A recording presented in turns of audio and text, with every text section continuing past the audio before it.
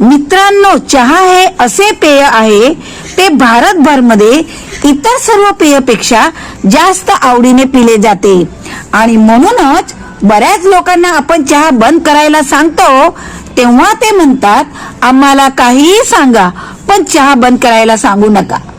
आजच्या व्हिडिओमध्ये मी तुम्हाला चहा बंद करायला सांगणार नाही तर चालू ठेवायला सांगणार आहे. तुम्हाला तुमच्या चहाला अमृत बनवायचे असेल, तुमच्या चहाचे तुमच्या मनाला आणि शरीराला चांगले फायदे करून घ्यायचे असतील तर असे 3 पदार्थ मी तुम्हाला चहामध्ये टाकायला सांगणार आहे. ते पदार्थ कोणते आहेत, त्यांचे फायदे आपल्याला चहामधून कशा प्रकारे मिळणार आहेत, त्यासोबत अशा सोप्या 3 टिप्स तुम्हाला मी सांगणार आहे ज्याच्यामुळे तुम्हाला चहा पिण्यामुळे कधीच तोटा होणार नाही, नेहमी फायदाच होईल. मग तुम्हाला बीपी असू द्या, कोलेस्ट्रॉल, शुगर, नसा संबंधी तक्रारी असू द्या, जॉईंट पेन असू द्या, हातापायाची दुखी असू द्या, हृदयविकार असू द्या, श्वासासंबंधी समस्या असू द्या, कुठल्याही आजारामध्ये ह्या 3 पदार्थ आणि या 3 टिप्स मुळे तुम्हाला 100% फायदा झाल्याशिवाय राहणार नाही. विनंती अशी आहे की व्हिडिओ पुढे पुढे न ढकलता, स्किप न करता पूर्णपणे पहा, जेणेकरून प्रत्येक मुद्दा व त्याच्या मागचे शास्त्र लक्षपूर्वक ऐका, जेणेकरून ह्या चहाचा तुम्ही पूर्णपणे लाभ उठवू शकाल. आणि माझ्या चॅनलवर तुम्ही नवे असाल तर सबस्क्राईब आत्ताच करून द्या, कारण सबस्क्राईब करणे फ्री आहे आणि म्हणून सबस्क्राईब आत्ताच करून द्या आणि व्हिडिओला लाईक पण करून द्या. चला तर मग वेळ न वाया घालता व्हिडिओला पुढे सुरुवात करूया. बहुतेकांना सकाळी उठल्यावर चहा पिल्याशिवाय त्यांचा दिवस चांगला जातच नाही, त्यांची दिवसाची सुरुवात चांगली होतच नाही आणि त्यांना फ्रेश ताजेतवाने वाटतच नाही. त्यांना त्यांचा दिवस उदास वाटतो, डोकं दुखतं, बेचैनी वाटतं, स्फूर्ती राहत नाही, सुस्ती वाटते जर त्यांना सकाळी चहा मिळाला नाही तर. काही लोकांना सायंकाळचा चहा खूप प्रिय असतो. सायंकाळी 4-5 वाजता चहा पिल्याशिवाय त्यांना दिवस सार्थक झाल्यासारखा वाटतच नाही. बहुतेकांशी लोक खूप जास्त प्रमाणात चहा पितात आणि चहा पिल्यानंतर तंबाखू खाणं, गुटखा खाणं, सिगरेट पिणं, पुडी खाणं असे प्रकार आपल्याला बघायला मिळतात आणि त्यामुळे चहा पिण्याचा फायद्याऐवजी तोटाच होतो आणि त्यामुळे डॉक्टर त्यांना चहा पिण्याचे बंद करण्यास सांगतात. पण चहामध्ये तुम्ही हे 3 पदार्थ जर टाकले, मी सांगते त्या पद्धतीने चहा बनवून घेतला तर तुम्हाला चहा आयुष्यभर बंद करण्याची गरजच पडणार नाही. ही चहा नाही तर तुमच्या शरीराला ताजगी आणि स्फूर्ती देणारे नैसर्गिक टॉनिक आहे. मित्रांनो, आता आपण चहामध्ये कोणते 3 पदार्थ टाकायचे आहेत आणि त्याचे आपल्या शरीराला काय फायदे होणार आहेत ते आता आपण पाहूया. त्याच्यातला पहिला पदार्थ आहे तो आहे आलं. आलं म्हणजे अद्रक, ज्याला आपण जिंजर असंही म्हणतो. त्याच्यामध्ये बायोएक्टिव्ह कंपाऊंड असतात. खास करून जिंजरोल नावाचा जो कंपाऊंड आहे ज्याच्यामध्ये अँटीऑक्सिडंटी प्रॉपर्टी आहे. अँटीऑक्सिडंटी प्रॉपर्टी म्हणजे शरीरात कुठलाही दाह, वेदना, सूज, लालपणा, गरमपणा निर्माण झाला असेल तर त्याला खूप चांगल्या प्रकारे नैसर्गिकरित्या दुरुस्त करण्याची ताकद या अद्रकमध्ये असणाऱ्या जिंजरोलमध्ये आहे. जर तुम्हाला सांधेदुखी असेल, हातपाय दुखत असतील किंवा कुठल्याही प्रकारचा गंभीर आजार तुम्हाला खूप दिवसापासून झाला असेल आणि त्याच्यामुळे तुमच्या शरीरामध्ये काही चयापचयाच्या क्रियेच्या माध्यमातून मेटाबॉलिकच्या प्रक्रियेच्या माध्यमातून तयार झालेला ऑक्सिडेंट्रेक्स आहे, त्याच्या माध्यमातून तयार झालेला फ्री रेडिकल्स आहेत, जे आपल्या पेशींना, उतींना, महत्वाच्या अवयवांना, हाडांना, सांधांना तर ते डॅमेज होऊ नये म्हणून यांच्यामधले अँटीऑक्सिडंटी आपल्याला मदत करणार आहेत. एवढेच नाही तर अद्रकमध्ये असे काही घटक आहे की ज्याच्यामुळे तुमची पचनशक्ती सुधारणार आहे. पचनशक्तीच्या बाबतीमध्ये तुम्हाला अपचन होत असेल, गॅस होत असेल, अजीर्ण झाले असेल, अपचन झाले असेल, ढेकर येत असेल, पोट फुगत असेल, पोट जड वाटत असेल, भूक कमी झाली असेल, तोंडाला चव नसेल, खाल्लेले व्यवस्थित पचत नसेल, अंगी लागत नसेल, शोषून व्यवस्थित घेत जात नसेल, तर अशा वेळी अद्रक नंबर 1 काम करत असतं. आपल्या पचन मार्गाला अक्षरशः राजमार्ग बनवते, ज्या राजमार्गातून आपले आरोग्य सुदृढ आणि मजबूत तंदुरुस्त बनतं. अशा प्रकारे चहामधून अद्रक घेतल्यामुळे आपल्या शरीरातील LDL नावाची खराब चरबी कमी होऊन आपल्या हृदयाची, रक्तवाहिन्याचे आरोग्य चांगलं राहतं. हृदयविकारापासून आपला बचाव होण्यासाठी मदत होते. याशिवाय त्याच्यामुळे मेटाबॉलिझम म्हणजे की चयापचय सुधारते, तर खाल्लेले अन्न चांगले पचलं जातं, ते कामी आणलं जातं, ते कॅलरीच्या स्वरूपामध्ये जमा राहत नाही. परिणाम म्हणून वजन नियंत्रित राहण्यासाठी सुद्धा नंबर 1 फायदा होतो. तेच नाही तर शुगरच्या पेशंटसाठी पण ते वरदान रूप मानलं जातं, कारण याच्यामध्ये शुगर ड्रॉ करण्याची नैसर्गिक गुणधर्म आहे. तसंच या अद्रकामध्ये आपल्याला शरीराची रोगप्रतिकार शक्ती म्हणजे इम्युनिटी वाढण्याची नैसर्गिक क्षमता आहे, ज्याच्यामुळे शरीरातील जे विषारी घटक असतील ना किंवा काही इन्फेक्शन संसर्गात असतील तर ते निघून जातात. वारंवार एखादा संसर्ग तुम्हाला होत असेल तर तो देखील कमी होतो आणि या कारणामुळेच तुमची रोगप्रतिकार शक्ती तंदुरुस्त बनते. दुसरा महत्वाचा पदार्थ चहामध्ये जो टाकायचा आहे तो आहे दालचिनी. ही दालचिनी आपल्या शरीरातील रक्तातील साखरेवर नियंत्रण ठेवते. दालचिनीमुळे आपल्या शरीरातील इन्सुलिन चांगले काम करते आणि त्याचाच परिणाम याच्यामध्ये अशी क्षमता आहे की याच्या माध्यमातून तुमच्या शरीरातील दाह, कोलेस्ट्रॉल कमी होतो. त्याचाच परिणाम म्हणून हृदयाला संरक्षणाचे कवच मिळते. याच्यामध्ये असणारे पॉलिफिनॉल नावाचे अँटीऑक्सिडंट आहे, त्यामुळे ऑक्सिडंट ट्रेस कमी होतो आणि पेशींचं जे नुकसान होणार आहे ते नाहीसे होते. वाढत्या वयानुसार होणारी जी एजिंगची प्रोसेस आहे ना त्याच्यावर पण नियंत्रण मिळवण्याची ताकद येते. याच्यामध्ये असणाऱ्या अँटीऑक्सिडंट मध्ये आहे. शिवाय दालचिनी तुम्ही अशा चहामधून घेता तेव्हा तुमचा मेटाबॉलिक सुधारतं, भुकेवर चांगलं नियंत्रण राहतं, पचनशक्ती चांगली सुधारल्यामुळे तुम्हाला बद्धकोष्ठतेच्या आजारापासून बचाव होतो. पोटाचा कोठा व्यवस्थित साफ होतो, शरीर डिटॉक्स होतं. तुमचं लिव्हर, किडनी आणि पचनशक्तीला खूप चांगल्या प्रकारे दालचिनीच्या घटकामुळे होतं. एवढंच नाही तर मौखिक म्हणजे की तोंडाच्या आरोग्यासाठी वरदान मानलं जातं, कारण याच्यातील अँटीबॅक्टेरियल अँटीनाकोमेटिल प्रॉपर्टीज आहे. जेव्हा तुम्ही दालचिनी अशा रीतीने घेता तेव्हा तुमच्या हिरड्यांच्या संबंधी, दातासंबंधी किंवा जबड्यासंबंधी काही आजार असतील, तुमच्या तोंडाला दुर्गंधी येत असेल तर ती देखील कमी होते.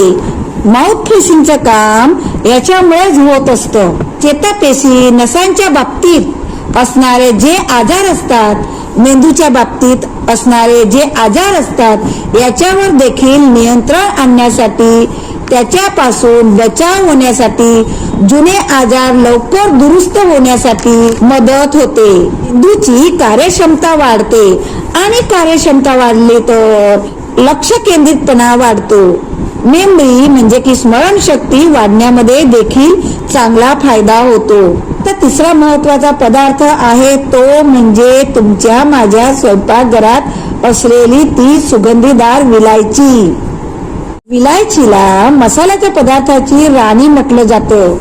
या विलायचीत अशी अद्भुत ताकद आहे की ज्याच्यामुळे चहा अमृत बनणार आहे. या विलायचीमध्ये डायरेक्टिक प्रॉपर्टी आहे.